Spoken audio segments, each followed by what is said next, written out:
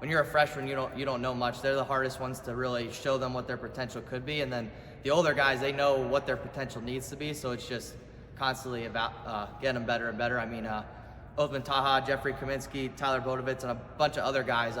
They're at a really high level right now. So now it's just really nitpicky things where in the summer and last year, we could work anything and they were going to get better at it. Where now they're pretty high level to the point where we got to get better every week and just find out what that is. So ultimately, just adversity is what kind of made me realize from that program what I could bring here and help them out with. All right, so you talked about the Brady book and we talk about adversity a lot.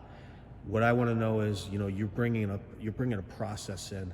How do you get that freshman to buy into the process? How do you get that freshman that might have been, fairly successful in high school and think that they've got what it takes to be able to walk on the mat and get their hand raised every single week in, week out in this conference? Yeah. How do you get them to buy into the process? Do you got to break them down first? Yes and no. I think no matter if you're the best freshman in the country or the worst, you're going to get beat up in any college room. It's just such a different level.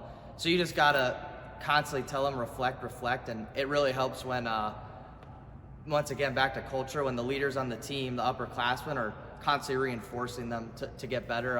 I love when a guy gets beat up in the room and the guy that beat him up doesn't let him leave until he fixes it or just works it a little bit, or the next morning for individuals, they come back in and start working on it or something like that. That's the biggest thing. Because even when we bring in freshmen that have a lot of success, we just know how it is they stay there and think they got it all figured out. They're just going to eventually start plateauing where got to keep getting better and better. So